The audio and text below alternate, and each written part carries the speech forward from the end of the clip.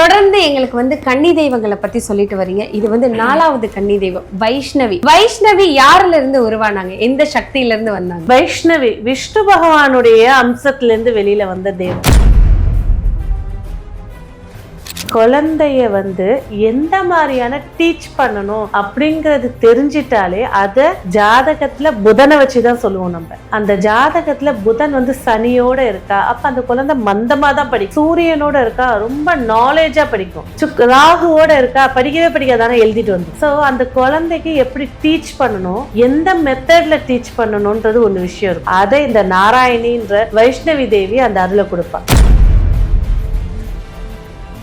அதாவது ஒரு சின்ன ரூம்குள்ள ஒரு இடத்துல மறிக்கொழுந்த வச்சிருங்க, அந்த ரூமே கும்மன். அந்த மறிக்கொழுந்த பூக்கு வசியமாகிறவ இந்த வைஷ்ணவி. இந்த மறிக்கொழுந்த வச்சு கூப்பிட்டுட்டீங்கன்னா காலம் முழுக்க நம்மளுக்கு அருள் கொடுத்துருக்கும்.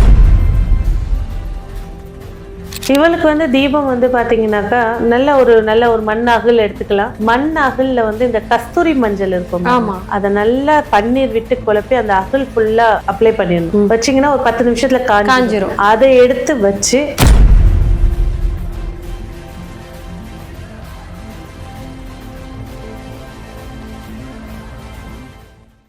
சப்த கன்னிகள்ல அடுத்து நம்ம பார்க்க போறது வைஷ்ணவி. வைஷ்ணவினா யாரு?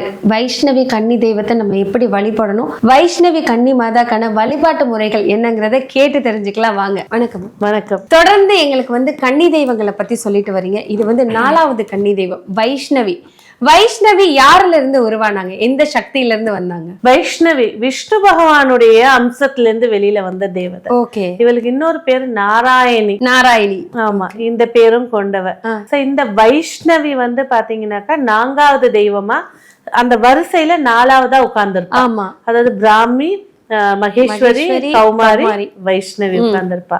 விஷ்ணுவுடைய அம்சம் கொண்டவள். தசமகா தேவிகளோ சரி, தசமகா விஷ்ணுவுடைய அவதாரத்தையும் ஒன்று சேர்த்த சக்தியாக உட்காரக்கூடியவ இந்த வைஷ்ணவி. வைஷ்ணவி கன்னி தெய்வத்தை வந்து நவகிரகங்கள்ல இவங்களை வழிபட்டா வைஷ்ணவிய வழிபட்டதுக்கு சமம்னா யாரு? அதாவது விஷ்ணுடைய அம்சம் சொல்லிட்டோம் நம்ம. இவ வந்து 4 கரத்துல இருக்கா இவரோட தோற்றம்.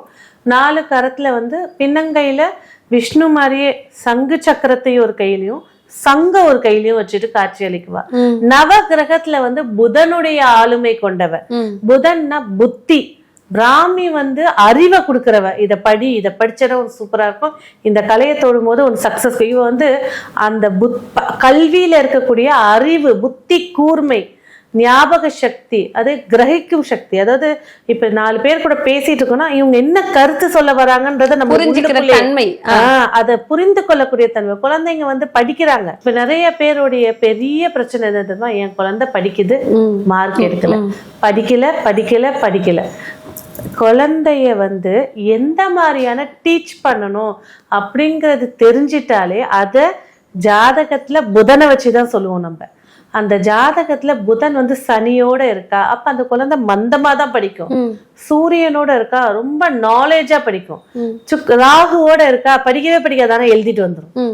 சோ அந்த குழந்தைக்கு எப்படி டீச் பண்ணணும், எந்த மெத்தட்ல டீச் பண்ணணும்ன்றது ஒண்ணு விஷயம் இருக்கும். அதை இந்த நாராயணின்ற வைஷ்ணவி தேவி அந்த அருளை கொடுப்பா. வைஷ்ணவி வந்துட்டு பெருமாள்ல இருந்து விஷ்ணுல இருந்து வந்த சக்தியை சேர்ந்தவங்க. புதன் நவகிரகங்கள்ல புதனை வழிபட்டா இவங்களை வழிபட்டதுக்கு சமம். பொன் கிடைத்தாலும் புதன் கிடைக்காது அப்படின்னு ஒரு விஷயம் சொல்லுவாங்க. இவங்களை வழிபடணும்னா என்ன மாதிரியான பூ வச்சு வழிபடணும்? அதாவது ஒரு சின்ன ரூம்குள்ள ஒரு இடத்துல மறிக்கொழுந்த வச்சிருங்க, அந்த ரூமே கும்மன். அந்த மறிக்கொழுந்த பூக்கு வசியமாகிறவ இந்த வைஷ்ணவி. ஓகே. இந்த மறிக்கொழுந்த வச்சு கூப்பிட்டுட்டீங்கன்னா காலம் முழுக்க நம்மளுக்கு அருள் கொடுத்துட்டு இருக்கோம். வைஷ்ணவி கன்னி தெய்வத்துக்கு வழிபாட்டுக்கான பூ வந்து மறிக்கொழுந்து. மறிக்கொழுந்த வச்சு வைஷ்ணவியை வசியம் பண்ணிடலாம். வைஷ்ணவி கன்னி தெய்வத்துக்கு எந்த மாதிரி தீபம் ஏத்தணும், எதால தீபம் ஏத்தணும்? இவளுக்கு வந்து தீபம் வந்து பாத்தீங்கன்னாக்கா நல்ல ஒரு மண் அகல் எடுத்துக்கலாம். மண் அகல்ல வந்து இந்த கஸ்தூரி மஞ்சள் இருக்கும். ஆமா, அதை நல்லா பன்னீர் விட்டு குழப்பி அந்த அகல் ஃபுல்லா அப்ளை பண்ணிடணும். வச்சீங்கன்னா ஒரு 10 நிமிஷத்துல காஞ்சிரும். அதை எடுத்து வச்சு அதுல வந்து நெய்யிட்டு நார்மல் திரி, பஞ்சு திரி போட்டு தீபம் ஏத்தலாம். அந்த வாசனை நீங்க சொல்ற மாதிரி ஒவ்வொரு கன்னி தெய்வத்துக்கும் ஒவ்வொரு வாசனை, அந்த வாசனையிலேயே அவங்க மயங்குவாங்க. அந்த பூக்களுமே வாசனையான பூக்கள் தான் சொல்றீங்க. இப்ப மறிக்கொழுந்து வச்சா அந்த தெருவே அந்த ஏரியாவே மணக்கும். அந்த மாதிரி அடுத்து கஸ்தூரி மஞ்சள் போட்டு படிக்கிற பசங்க எக்ஸாம் எழுத போறாங்க, இன்டர்வியூக்கு போறாங்க, முத நாள் போயிட்டு இவ வைஷ்ணவி கிட்ட மறிக்கொழுந்து வச்சு வழிபாடு பண்ணிட்டு கொஞ்சோண்டு எடுத்துட்டு வந்து அந்த ரூம்ல வச்சிருங்க.